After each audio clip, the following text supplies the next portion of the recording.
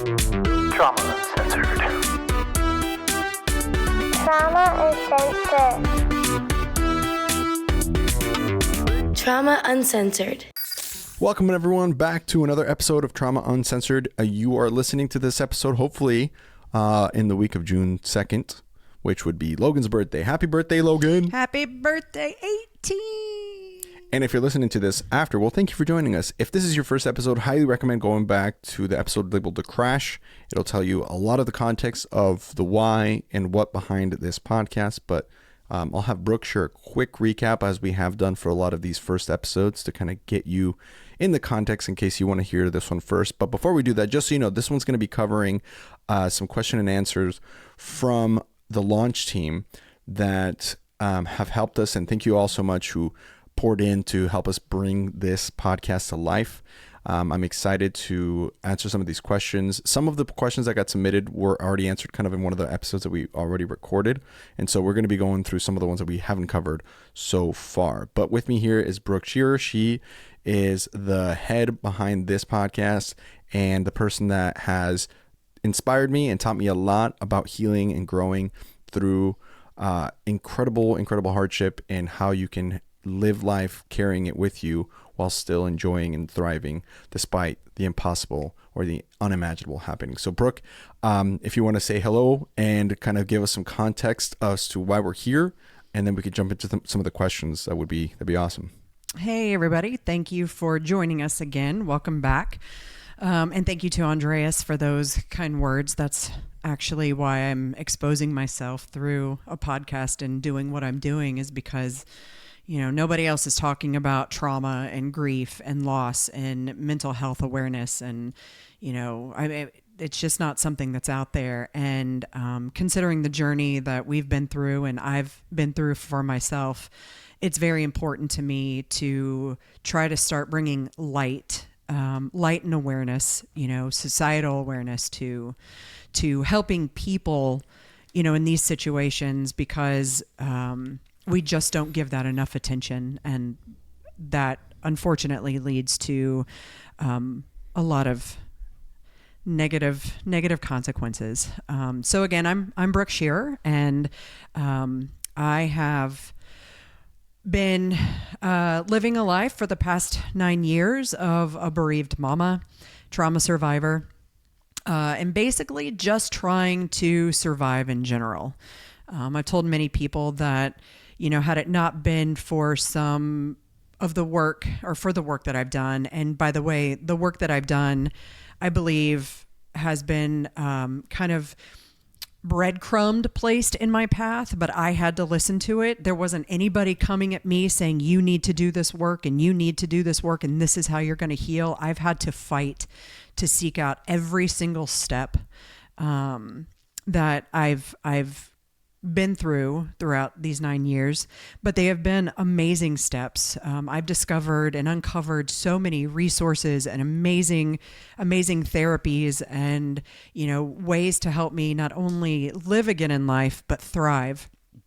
And that's all been through, again, I'll say these like little breadcrumbs that have been left in my path that I had to choose to pick up and say, okay, I hear this, I'm going to go this way. So all of that began on September 15th of 2016, when our 9-year-old son, Logan, was killed by a distracted driver. Our entire family was in the car. Myself, my husband, Jordan, and our then 5-year-old daughter, Mallory. We were hit while stopped in traffic on I-75 in Florida. We were just we were at the Brooksville exit just south of Ocala. And while stopped in traffic, we were hit directly from behind by a man driving around 80 to 85 miles an hour while he was completely distracted on his phone. Sorry. No, Tennessee allergies are terrible, by the way. All right. We returned. There was we needed to clear some throat there. Some Tennessee allergies. So 80 to 85 mile an hour impact. Yes. While he was on his phone. Yep. He was on his phone. He was completely distracted. Did not see us sitting there even. In fact, forensics have shown that in the seconds before he hit us, his throttle had increased 12 to 14%, which means he actually sped up into us. Logan died on impact. We were all the rest of us were very severely injured. I spent 9 days broken, my entire body broken in the hospital. Jordan was severely injured. Mallory, who I now call the bionic woman, had to have metal rods placed in her right femur to connect it because it was basically hanging on by a thread. And that began our journey into what would become this absolute hell. You know, I feel like this whole process, I have, marched around hell more than once. I've given tours. I have been in the depths of it, but I've also been extremely fortunate to have found the ways, and they've been ways gradually over time. Little piece by little piece has led to another piece that has helped me crawl out of that unbearable hell. And now I'm proud to say today that I am living and thriving, and life is great. I find joy and I'm very happy. But it has taken 9 years to get here. And I need to end that by saying it is not like just because I'm sitting here today, 9 years later, saying, yes, I own businesses. And yes, I'm a soccer mom and a swim mom and a theater mom. It doesn't mean that the rest of my life isn't going to be work. The rest of my life isn't going to be work. There's always going to be trauma that's going to come knock at my door, knock on Jordan's door, knock on Mallory's door. But the thing is that we're ever growing and ever learning the tools on how to best care for ourselves now as those situations pop up. Yep. Beautifully said. Another disclaimer, and we'll do this probably every episode as we remember, but neither of us are mental health experts. While there are, some people listen to like, well, a lot of people are talking about trauma. Yeah, those are the podcasts that exist out there right now as far as like how to deal with trauma. Those are people who are experts, and we love and recommend those if that's something that you need to go listen to. That's not what we're talking about. Nobody's talking about trauma from the standpoint of the people that go through it, about the actual in the trenches work that you have to do in order to crawl back out of those trenches in a way that is sustainable, right? That nobody's talking about how you can help people in your life that are going through trauma besides sending thoughts and prayers, which, by the way, we covered a little bit of that, but we're going to go into much more detail in later episodes about the do's and don'ts of how to help your friends and go through and carry that trauma. So just a huge disclaimer. I am an economist and stand-up comedian. Brooke was a professor of graphic design. So, grain of salt there. We're not here trying to claim to be mental health experts. We're just healing experts, if you will. I like to say that I'm an expert in experience at this point. That's exactly that. Yes. Beautiful. Expert in experience. That's that can be my LinkedIn title from going forward. Yeah, I love it. Yep, expert in experience. So thank you for sharing that context. Absolutely, we're going to dive into the questions. Again, these were sent by our fantastic launch team, but by the time this launches, we should have a pretty decent community that we've built. And so if you have questions for future Q&A episodes, please submit them. There's a link below. There's an email that you'll see down in the description. It's going to say hello@traumauncensored.com. Or you can message us on Instagram. We'll put all the links to all that there to submit questions. And if you would like to not be named and just drop a question and maintain anonymous, please let us know as well, so that we can keep you private. But with that, let's dive into the first question. Let me put a little nugget in there too.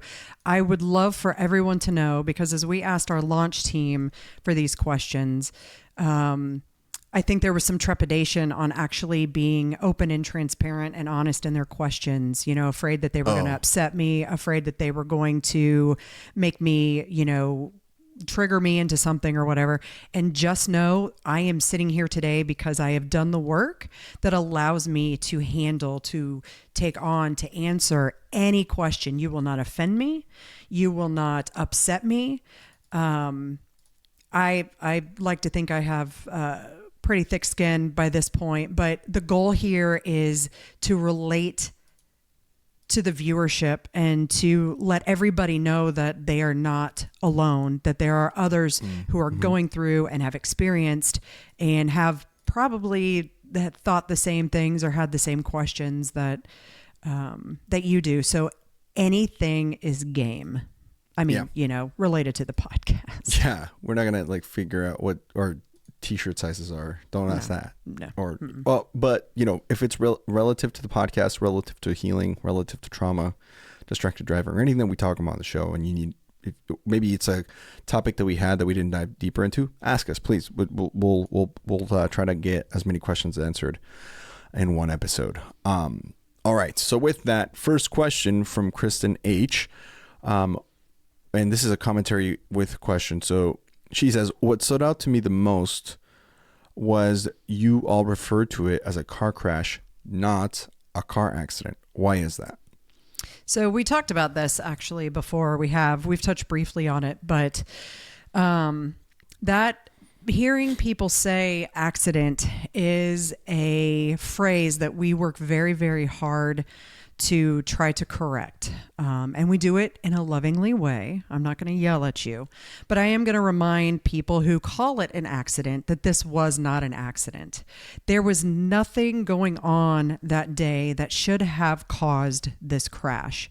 Everything that Gregory Andreotis was doing in his car with his phone was completely avoidable. The crash was preventable. There is no reason that he should have slammed into the back of us. It's not like it was an icy day, which would have been, historic for Florida, which I think they just had some, side note. But the roads were fine. He had up to a football field's length to see us sitting there before he hit us. I think it wasn't a blind corner. It was not a blind corner. Rainy. It was straight road. It was straight. It was clear. There was nothing impeding his view. It wasn't as if he had a medical condition and passed out, which I know happens. I know people who have experienced that. This was completely avoidable. So an accident is something that cannot be avoided.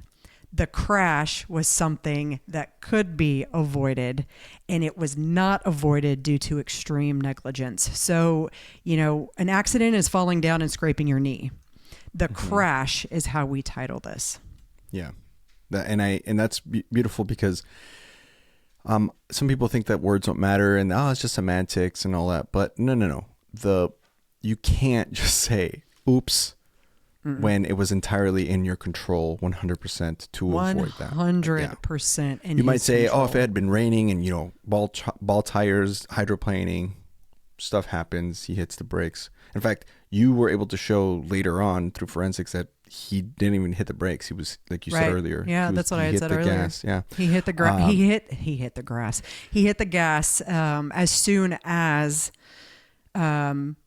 he hit us. He was hitting the gas. And I say grass, it's a slip, but it's really not a slip because at that time, so Florida's since they've redone the roads, but at that time there was a large grass median. So we were in the left lane and there was a large grass median to our left, very large, that he could have, if he even just was paying attention or looked up, could have driven into that instead of straight into the back of us. Yeah.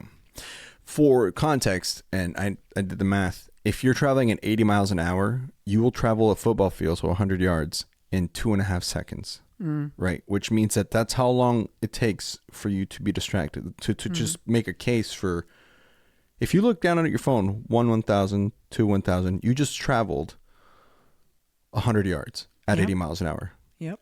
So. Well, and here's this for math too. Imagine this. Jordan loves to exhibit this with people. So when he hit us with such force and carnage that our car went from stop at 0 miles per hour to 41 miles per hour in less than a tenth of a second. In less than a tenth of a second. He likes to tell people to pull up the timer on their phone and to try and hit start and stop as fast as they can and see if they can get it, to stop it within a tenth of a second, and very few people can do that. I mean, that is how hard and fast it hit. Oh, man. And to think of how much time he actually did have. I mean, I'd have to go back and look at the documents to remind myself of how much time he did actually have to see us. But you're absolutely right. People think I'm just going to look down for a second, right? Well, second is all it takes. 50 You are yards. traveling in a speeding bullet, and a speeding bullet. But that's the thing. I mean, vehicles are weapons. And something that I mentioned in the trial was that it's a privilege, not a right, driving. You have a right. And there were, the judge had mentioned it. Other people had mentioned it.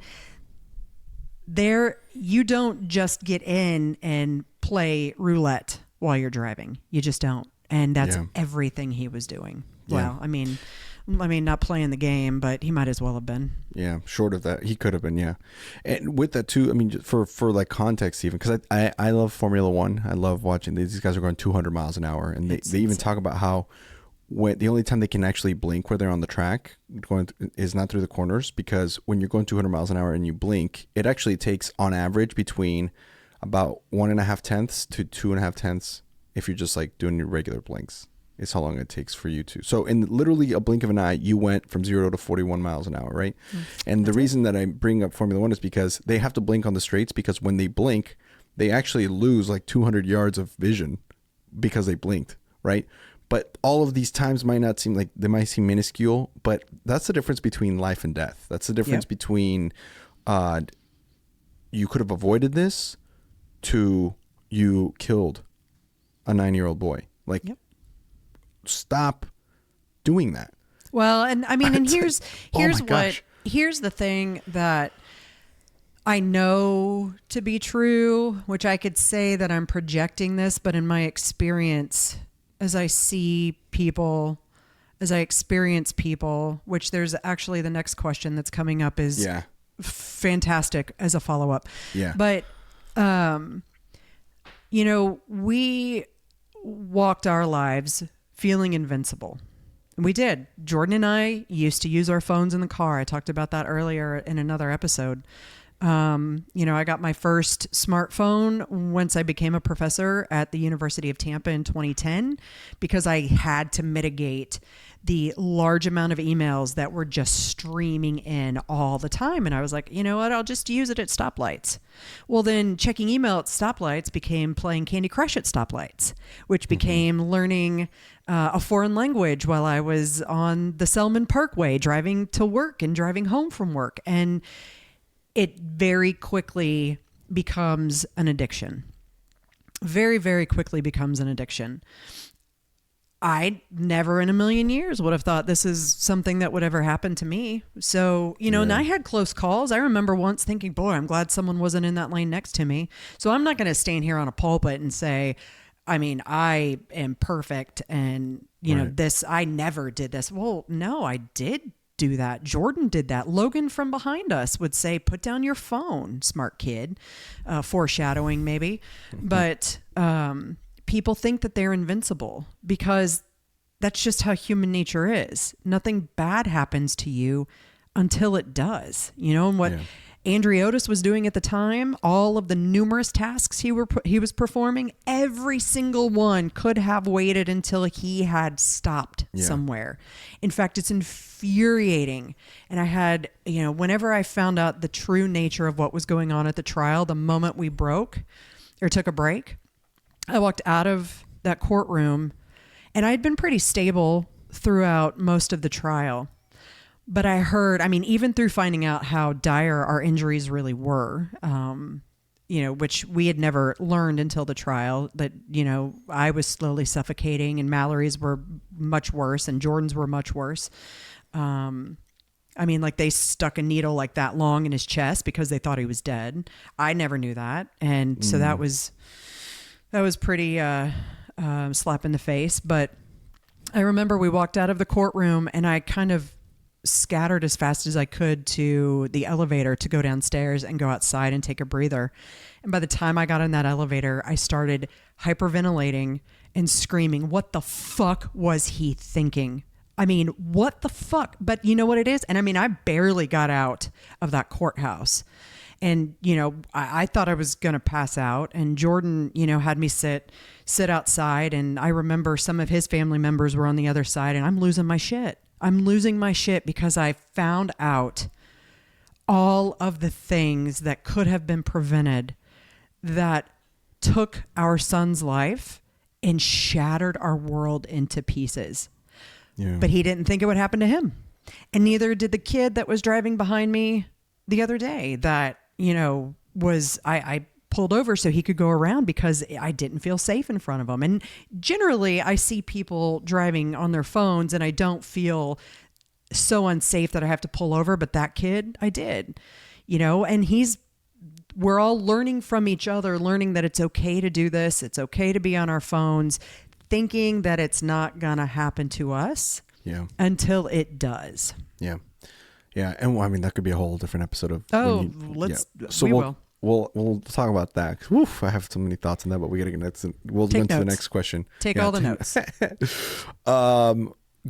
Great question, Kristen, by the way. Kristen. We have a couple more from Kristen too that were, and by the way, all the questions were great. These are just the ones that we picked that made the most sense for this episode, but we'll probably get to some other ones later on, by the way. So thank you, Launch Team, again for that. Thank you. Aaron H asks, distracted driving brings up a lot of emotions for people. Knowing that, what have you found the most impactful in getting others to take a closer look at their own behaviors? So this is kind of a hard one to answer because we've had to try and regulate through knowing many people close to us and around us use their phones in the car, even though they know what happened to us. It is not something that we can control, but we do very gently use our voices to educate.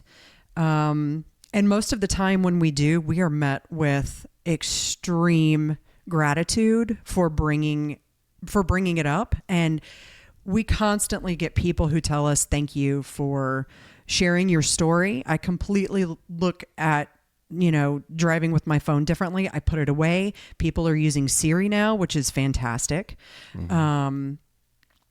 So it's just become one of those things along the line that we've just kind of fell into and kind of had to learn our way through. I started a Facebook page back in 2017 because I was noticing all of these business drivers. So Andriotis was actually working for his business at the time that he hit us. And so it became very apparent, especially for us to recognize those people who were working, right? They're driving their work truck or vehicle and were on their phone. And so I start this Facebook page, and it's partially to start just, I don't know, I'm a verbal processor. I know that shocks most people who are listening to this, but I'm a verbal processor. So, you know, I can write, I'll write all day long. Yeah. Right. Yeah. Sorry to everyone. Apologies in advance. No, you're doing great. That I'm so damn verbose. But, you know, not only is this page made for, and I called it Living for Logan because I just felt like at that point we were living our lives for Logan. And this is, you know, not even 6 months after the crash. And I start posting, you know, about my grief. And it's just kind of a place that I had to just throw it all out there. But then it started to become this platform where I could start tagging businesses. So I always drive. It's weird that Jordan happened to be driving the day of the crash because that's very unusual. But I would be driving and Jordan would be snapping photos and we would tag them. We'd post the photos and tag them on Facebook, you know, trying to create community awareness, trying to get the businesses involved. And that would lead to, one thing would lead to another. And then we started to notice people saying, I think of Logan every time I get in my car, and I put the phone away and I'm like, man, there's something behind this. So what we did was we started a nonprofit called Living for Logan. We're no longer active in it, but as you know, as being a part of it, we still support the other organizations that we were very involved with. So it's not like we've left it fully behind, but when we left that, I felt very, very guilty because Jordan and I were traveling to speak in front of legislation to help change laws. We were talking in front of school groups. We were talking in front of businesses to help create awareness. And when we left that, I felt really bad because we brought in a lot of donations. People really cared about the organization. And I would say, it was for nothing. And people are like, no, I don't think you understand that your voice reached further and wider than you thought. And every time someone tells me, you have changed how I act in the car with my phone, I know that I'm doing something. And I know that I'm getting right. I mean, right. And I since meeting you and like talking about this podcast and helping you produce this, and every time I get in the car, I'm like, let me set my map first. Let me type in where I'm going first, not while I'm already getting on the road. Absolutely. Let me make sure if someone gets me a text, it comes through the Siri and I try to dictate it back, or I'll just ignore it until I get to where I'm going, because it's only 20 minutes. You can't wait 20 minutes. Then you've changed me. You've made me an advocate. My wife, if she's driving and she goes to touch her phone, I'm like, no, let me look it up for you. Thank you. I got you. You've changed me. So I'll tell you right now. Thank you. Me. Yeah. So I didn't mean to interrupt you, but I'm telling you. No, not at all. I hope that this podcast helps with that too. And that's part of it. So, my mission moving forward is not to be solely distracted driving awareness, because there's so much more that goes into the story and there's so much more that needs to be addressed. But a large part of it is just going to be sharing my story. And, I ask people to put them in my shoes. What you look down, what are you teaching your children? If you're using your car or your phone in your car in front of your children, they're watching you. And not everybody is going to respond to it, and they're just not going to. And that's a fact, and I have no control over that. So I don't give it power. I don't let it anger me anymore like I used to, because we had a realtor in Florida who knew the situation, and we were looking at the time, and we'd see her texting in her car. And we're like, what the fuck? You know exactly what happened to us, and you're still on your phone, Yeah. So we're not going to, I can't change everybody's behavior, but I can tell the story in hopes that the more people I tell, the more people who hear it will take a second look at what they're doing and just recognize that if it is that important, pull over. Get stopped. And I do that. Yeah. I do that. Like if I realize that, my car's not connected before I leave, or, I'm waiting for it to connect to the AirPlay. And if I'm especially if I'm in the neighborhood, you bet your ass the first thing I do is I pull over to fix what's going on. If I love learning foreign languages, and the app that I use doesn't always just automatically pop up. And I listen to it a lot in the car as I'm driving places.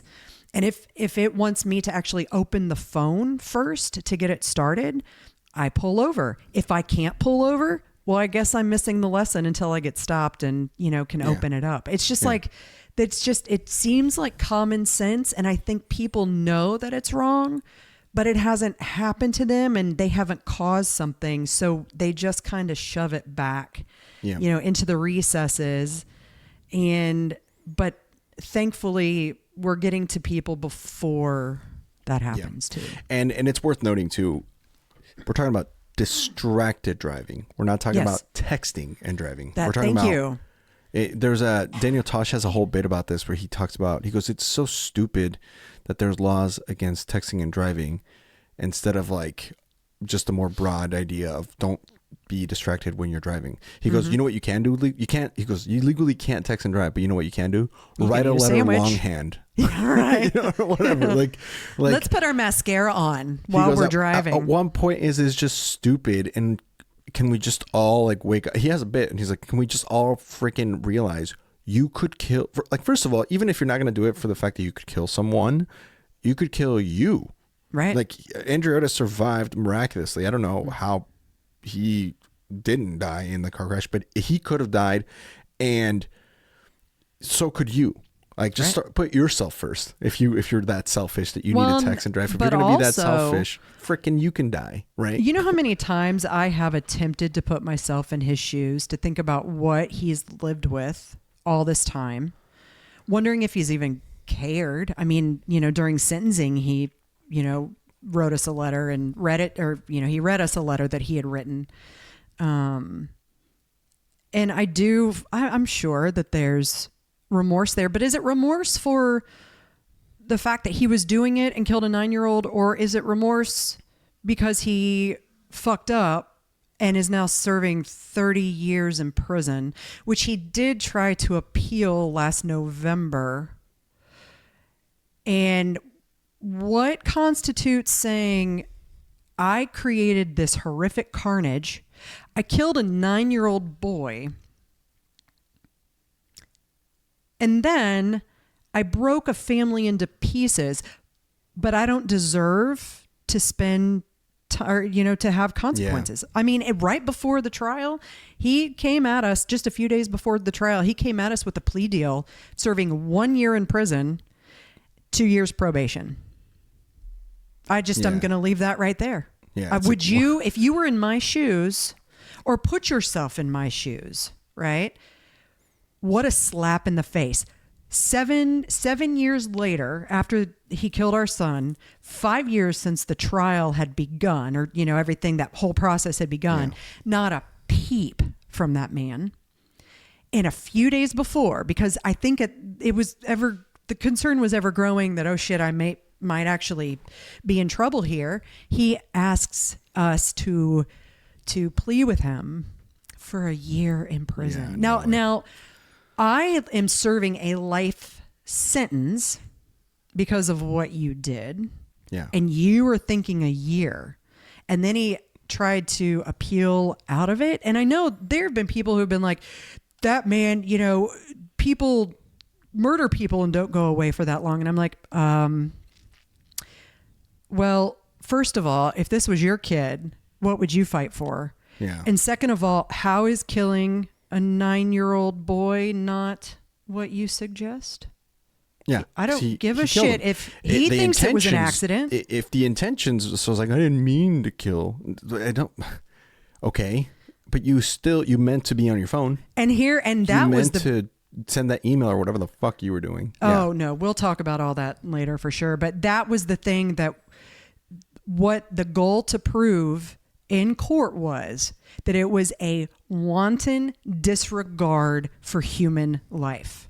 Yeah. So he went into it saying it was just an accident. He didn't mean to kill Logan, but everybody else recognized it as, they were able to prove that it was a wanton disregard. It was something that he was doing by choice. Yeah. And that was the thing. It's no different than you purchased a gun, you put a blindfold on and shot in some direction and it hit somebody. It's like, well, what the hell were you doing with the blindfold on? Right. It's like exactly. You knew you have a weapon. You know that, because at this point, especially even back in 2016, people knew, hey, look, you're driving a weapon. Like you can kill someone, and you don't even have to be going 80 miles an hour to kill someone. You can hit in the right places at the right time. Absolutely. Someone at 30 miles an hour and kill them. Absolutely.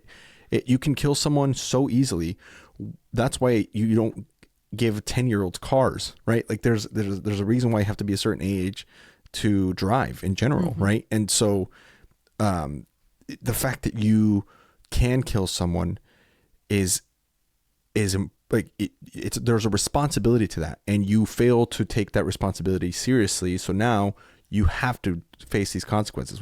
Get the hell out of here with a year and I know. Well, probation. And you know what tugged on me the most, and but I have very good people behind me reminding me of one specific thing. But during the trial, it was because it was not Brooke and Jordan Scherer versus Gregory Andreotis. It was the state of Florida versus Gregory Andreotis.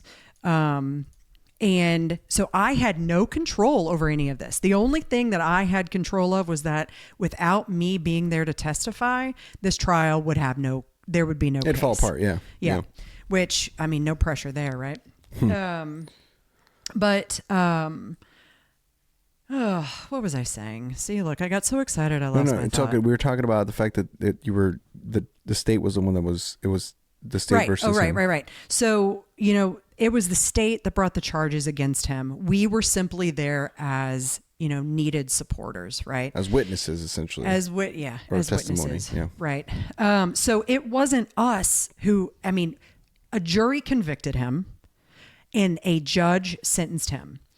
But even in all of this time, I could not parse myself from feeling guilty that I was taking a father away from his 2 children and 2 children away from his father. Chew on that for a minute.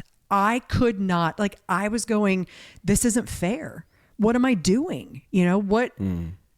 This is wrong on so many reasons, for so many reasons. And I had very good people behind me going, Brooke, he took your son from you. And I'm like, but I'm a better person, or I'm a bigger person. No, he took your son from you. Well, there's a difference between fairness and justice, right? Sure. Like justice is there's this law, you knew what was going on, you knew the risks of what you were doing. Anytime you open up your phone in your car going at any speed, the whole point of this question is that's distracted driving. And we're talking about it, but nobody listening to this going, oh, I never thought about how it could be so dangerous to be on your phone. We all know this shit. Right. If you're listening to it in your car right now and you're like not paying attention to the road, you know that that's a risk. Even if you look down to get your coffee or you're doing your mascara, anything that you're doing that isn't fully paying attention to where you're going and where your car's going and how fast it is, you know that that's the risk. Right? And there is justice to be paid, to be served for the and that's the worst case scenario is you kill someone. Really, probably worse than that even. But like in this, for him, the worst case scenario when he opened his fucking phone was he was going to kill someone. And he was on the phone from the time he left where he started. He was on the phone from the moment. He knew that. If someone popped up into his passenger seat and said, hey, by the way, you could kill someone for sending this email or whatever the fuck you're doing, he would have gone, yeah, I know, but I got to get this out.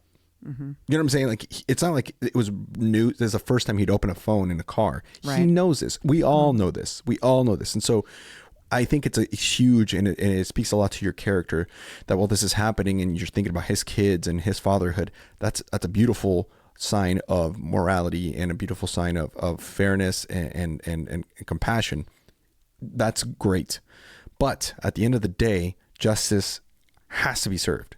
Right. Even for the fact that you can set precedent for the future. Like your case was the first time that something, and we'll talk about this a lot more in detail with the trial in an upcoming episode. So stay tuned for that, folks. But the fact that is you made history because it's the first time that somebody was convicted of murder.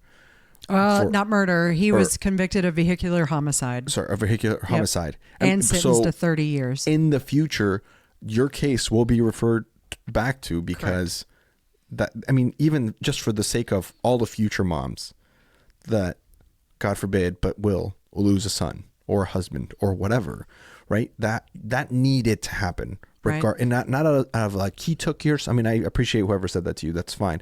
But it's not like you took my son, so here's what I'm going to do to you. No. Not an eye for an eye. That's not it. It's not an eye for an eye. It's a this should never ever have happened. We know it could have happened, yet here we fucking are. Yep. So what now? And it's not just helping people in the future, but it's also, I felt very proud of what we had achieved through that because it's giving voice to all the people who have come before. I have seen these people fight. I have been with them. I have seen them testify. I have testified in front of legislation next to them. I have spoken next to them. I have stood next to them. We have shared so much. And all they want is justice for what happened. Look. And I can't give them justice through this. I wish that I could. But what I have said repeatedly through, speaking engagements and media is that this was not just for Logan. It is for the people who came before to have a voice and for the people who are going to come after to have a voice, because it's a coalition. We are all in a coalition, not because we want to be individuals who are going to change the world. We want this to stop. Yeah. Yeah. I mean, and to touch brief on this, and we can get to the next question, because I mean, we could talk about. I know. Man, this is a whole episode. Here's our distracted driving episode, right? Yeah. Yeah. The real one to come, ladies and gentlemen. And I'll save this commentary for then. But all I'm trying to say is, until the consequences for what he did, it's his fault. But now it's all of our fucking problem, right? It's everybody's problem. It's just happening in this case that it was his fault. But until the consequences are severe enough, and he is unfortunately the symbol of the example of what can happen to you if you.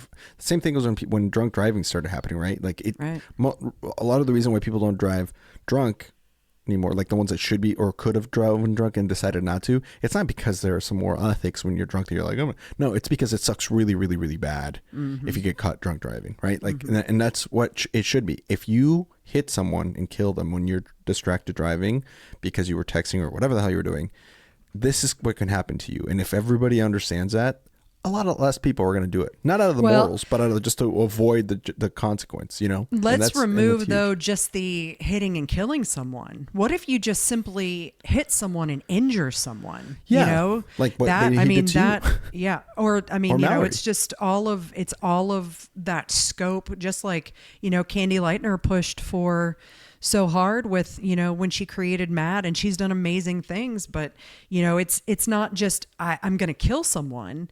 It's if I'm caught doing this, if we're caught drinking and driving, we get pulled over and we get arrested. Yeah. There are a ton of hand-free laws in states right now, which is fantastic, but there's not appropriate enforcement, and people are only getting ticketed and minimal consequences. Yeah. I mean, you drink and drive, you could kill someone. You text or use your phone or are on FaceTime or watching, God forbid, a Netflix movie while you're driving, whatever you're doing, TikTok, bullshit. I mean, the list is endless that could kill someone. So why are there not laws now that are equivalent to drinking and driving? Because interestingly, distracted driving is more intoxicating than drinking and driving. Yeah. We'll talk more about that later too. Yeah. Oh, okay. Wow. We can. I know. All right. This let's great move question, on to Aaron. the next Great one. question, Aaron. Sorry, lunch team. I kind of get on my. It's okay. Get on my we might have to soapbox, and it's skip a hard. couple of these just so we can get. But we will get to them. We will get to them. There's going to be more Mad Q&A love questions for all of you. Yeah. Yeah. This one again from Chris and H. This is. We get away from the technicality of this and go back to the emotional side of this. And what were some of the firsts that were the hardest to overcome after the crash? Everything. I'm not kidding. Short answer. Got it. Next question. Let's get no. Yeah. Well, I mean, that is the epitome of Cliff Notes right there, of a Cliff Notes answer. Yeah. Everything. I mean, physically we couldn't move. So and I've been active, you know, for many, many years. Activity and running and weights and all sorts of things have been my way of help, you know, dealing with the stress. I mean, because stress didn't just happen after Logan died. I mean, I was a college professor teaching this, you know, sort of generation, for crying out loud. And if anybody knows what that's like, you'd understand why I ran every day up hills if I could. But a cyclist, I love cycling. I mean, all of these things, right? And so I'm injured and I can't physically do it. But the last thing I ever wanted to do was get back into exercising. I kid you not, I just wanted to eat Lucky Charms every single morning. That's all I wanted to do. I didn't want to watch TV. I didn't want to socialize. That was very hard for me. And that's something that became a coping mechanism that I would carry forward for a very long time, was shutting off and not communicating with people. I remember when family would come into town, it was very hard for them to leave, because when they left, it's like this comfort level. It's like I felt alone again. So being alone definitely was very extremely hard. Jordan and I lived with dear friends of ours right after the crash. We moved immediately into their house. They took us in. I have mad love for them and what they did. They cared for Mallory when we couldn't. Huge. Carolina and Paul, you know, you guys were part of what helped save us. But we stayed there. We tried to rent checks. They wouldn't take it. we'd do as much as we could. We ended up actually taking them on a Disney cruise to say thank you. So it wasn't as if we didn't say thanks, but that was a great trip. But that being said, short story long, moving back into a home on our own was rough. Yeah, that moment, imagine. Oh my gosh, because we lived with Carolina and Paul from September to January, the 1st of January, but we spent the month of December in Indianapolis with our family. So we were going in between all of our families at that time. So we were constantly moving, constantly busy. So we went from, these months of being essentially cared for and having people around us all the time to moving. We moved into an apartment because I think at that time we knew we were going to end up moving back to Indianapolis anyway. So we moved straight from the home we were living in into Carolina and Paul's, and then came back from Indianapolis and signed a lease on an apartment. And that, the list is, infinite of things that it was hard to get back to. That was huge. That was very hard. That took the comfort level. Getting back into groups and all of that. Socializing wasn't a thing that I could do. I think I'd mentioned this before, but going back to work, that was excruciating. I think for both of us. Jordan went back in January and I think finally resigned in March. And then I went back for that spring semester and would resign before the next school year. Getting Mallory on the bus for the first time in Indiana when we moved back, I was not crazy about anybody driving my kid to school ever. That list is just, what about it could go on and on. Can I ask you some follow up on that? Yes. So getting back in the car the first time, in a car to drive, was that hard? Interestingly, no. Huh. Chew on that. I don't know why. I actually have no idea why, but I've never been afraid of getting into a car. Now, I will tell you, we went to the Blue Ridge Mountains for Thanksgiving of 2017 with some friends, with family friends. Beautiful. And on the way back, we were 20 minutes from home. And we had pulled up. This car had just hit the side median and was in flames. And I'm like, holy shit. And I'm the one driving. And in that moment, the trigger response was real. But outside of that, I honestly can't remember any other. It's just not something that's affected me. Maybe it's because I wasn't driving at the time of the crash. I don't know. Jordan may have a different take on that. I don't remember him feeling worried about driving. So, I don't know. What about Logan's birthday, June 2nd of 2017? Oh, that is still something every year. It eases just a little bit each year, but the body remembers. And, I always feel his birthday and then September 15th coming up. And we always talk to each other about giving each other grace during that time because we automatically know that things are going to be rougher. But the first birthday of his, Kristen, who actually submitted this question, her and her husband met us out at the beach that we would go to in Indian Rocks. And we went and had dinner at Krabby Bill's. And we went to the beach and hung out for Logan. We celebrated him on his birthday. And that day, it's the build up to that day was worse than the actual day. But, I am grateful for that because I actually felt comfort on that day. But the lead up was horrible. You get through it once, but then when September 15th came, now we held a small get together with family and friends on that day just to help, distract us, really, to bring everybody together. And most of the people who were there weren't able to make it to Logan's memorial, the one we had in Florida. So it was kind of just this way to get together and gather together. And, but again, it was the buildup. The day was good because we were surrounded by people that we loved, but it was also a very good distraction. So, but again, every year I know to expect it at this point. Before I fought it, I know to expect it to expect it now. Yeah. That's tough. That's tough. I have so many other questions, but we'll move on because make notes. It's not about me. It's about the people who submitted. But how this is so intense and a lot to learn from and a lot to be inspired by. So thank you for sharing again. Of course. I think with the time that we have, we might ask this Katie's question and then save the other ones for future episodes.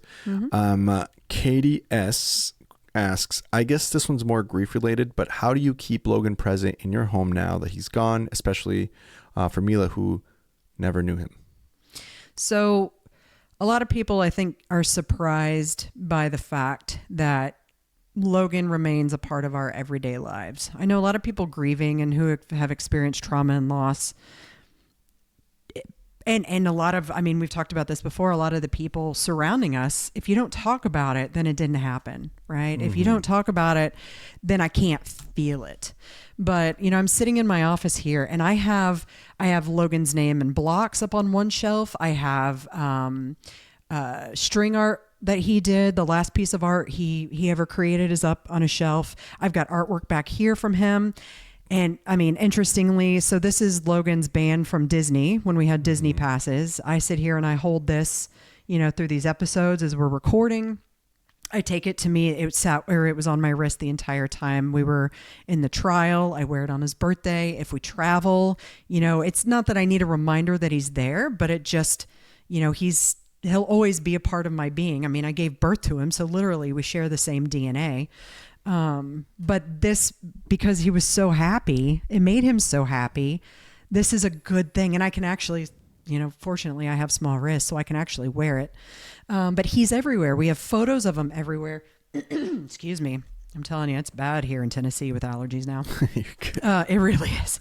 We're all suffering, but, we talk about him all the time. We have photos of him everywhere. We celebrate him, we address him, we talk about all the things. And what a great question to ask about Mila. So Mila came 3 years after, almost, I mean, just a month to the day of he died. And we have never not spoken or celebrated or shown pictures or anything of him. She knows him as his brother. And she does think that he's away at college. That's how her 5.5-year-old brain is able to, you know, figure out that he's not here with us all the time. And we do tell her otherwise, but that's how she needs to process it right now. And that's fine. She knows that he passed away in a car crash. But she also knows that she has an older brother and that his name is Logan and that he loves her and that he's with her all the time. And she'll, you know, that kid I think is very intuitive, a lot like her mama. And when she was little, she used to run around the living room going, Logan, stop, Mom, Logan's chasing me. And I mean, she's 2 years old. She had no idea that, you know, she had no concept at that point, but now she says that she dreams of Logan and, you know, that he whispers to her. And so for us, there is absolutely no way of shutting that off in our home. And it will never be that way. You know, we're going to New York City for his 18th birthday. You know, when this launches, we will be in New York City. And we were actually going to go to Italy. Mallory has been really wanting to go to Italy and Greece. So we had all these plans to do that. And then we're like, you know what? No, because it would be Logan's graduation and Logan's 18th birthday. So why are we not going somewhere that reminds us of him and experiences of him? And actually the last vacation we ever took with him, Jordan and I had taken him. I was already out in New York City for school. I used to take students out there every year. And so Jordan and Logan met me out there. It was Logan's spring break. And the three of us just gallivanted around New York City for, you know, like 5 days. And, you know, right before he died, he was telling Mallory what he had the best Italian food in Little Italy. And, you know, was talking all about his trip. And, you know, and Mallory's very excited. Someday we'll take Mallory to Greece and Italy. But she's very excited. She was like, you know what? We don't need, and we were going to take them somewhere for both Mallory and Mila have birthdays in the summer. So we were going to do a trip, but we decided that, you know what, we're just going to kind of stay home this summer and we're just going to take, some of the funds that we'd use otherwise, and we're just going to go have at it in New York City. And she's That's I fun. mean, that kid she's totally cool. She's very excited to go. And she said, if I had to choose, let's go to New York City. We can celebrate my birthday here. She's going to have a sleepover, God help me. But, well, that's a whole episode too, having a 13-year-old daughter, and then I have another one that's only 5.5, so I'm going to be living with this shit for the rest of my life. I can't wait. Can't wait. God help us all. Oh, God help us all. Mallory is very raw talented in theatrics and music and dancing and all the things, and boy howdy do we live it at home. She is I was not cut out to be a mom of a girl, but it's fine. She's pretty fantastic. But yeah, she's excited to go. She wants to eat at the places that we took him to eat. I know we're going to hit Juniors while we're out there, because we have this great photo and story of Logan getting one of those large cupcakes from Juniors, and, Times Square and out to, just all the things, and so she's stoked. So that's what we're going to do. So I don't like the word memorialize, actually, now that I'm talking about it, because I was going to say that's how we're going to memorialize him, but no, I don't need to memorialize him because he's still here with us, but it's a way to remember the joy and the experiences we had while he was still on Earth. There you go. See, look at you adding in vocabulary to my statement. It's my second language. That's why we're so compatico. Right? I love that. Wow. Mm-hmm. That is phenomenal and beautiful, and I'm excited. Thank you. When people are able to listen to this, and hopefully it's close to June 2nd, you'll be over there in New York celebrating eating pizza, a lot of pizza. So a lot of juniors. Have a slice on our behalf for us. Heck yeah. Listening. I don't eat it a lot at home, because of, macros and calories. Thanks, Danielle. But I'll tell you what, when we travel, I make sure to eat what is known for the place. Oh, absolutely. So I will be when for in sure. Rome. Or New York City. Which is Little Rome. Yeah. They have pizza there too. That's right. Good pizza. That's right. Wow. All right. Well, man, this has been amazing. Thank you so much, Launch Team, for these initial questions. Yes, I'm sorry we couldn't get to all of them, but I appreciate you submitting them. And for the people who are subscribed to the newsletter, by the way, that the only thing that you're going to hear from us, unless you opt into something else otherwise, we'll only ask you on episodes. But if you are subscribed to our newsletter, it's only to let you know when episodes drop, period. So that means that if you are subscribed, you can also submit questions. Remember, there's a link below, hello@traumauncensored.com, if you have other thoughts, questions. And again, you might not have any right now, so keep on listening to episodes, because there's going to be so many more topics we haven't even like alluded to. We haven't even begun to scratch the surface. So we'll be getting into some more in-depth stuff to look forward to. We'll start having guests as well. There's going to be some things to look forward to. So again, this will be one of the first 5 episodes, and in no particular order, that we launch all on the same day on June 2nd. So go and share this with your friends. If it made you think of someone, let them know. But don't do it while you're driving. For the love of please, God, yes. Just don't do it. Just pull over and then send it to them. Seated and not moving. Yeah, or absolutely. I would actually say you could be walking and doing it, but I don't encourage walking and using your phone either. Even walking and using your phone, you don't do that because you might run into walls. Most people stop.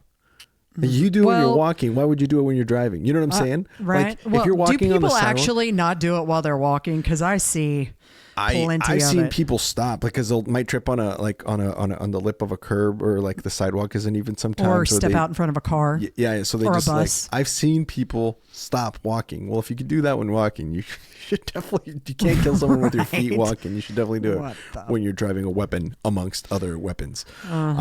And on that note, look forward to our next episode. I think we are going to be covering some more. This is going to be more technical. We'll be talking about some distracted driving. If you have listened to that episode already, well, then go listen to one of the other 5. We don't know what order these are going to come in. So whichever you prefer. That's Just right. start with the crash. That's the episode called start The at the Crash. and then That's what I would which, suggest. if you're listening to this part and we're telling you to start at the crash, you've already started here, which is okay. Yeah. So go back to the crash. And then come back to this one. And then come back to this one. Might make more sense. Yeah. Thank you so much, everybody, for listening. My name is Andres Gamboa, and this has been the Trauma Uncensored podcast. Brooke, thank you again for being open. Thank you. You're awesome. Always. Bye, everybody. Thanks. All right. Bye, guys.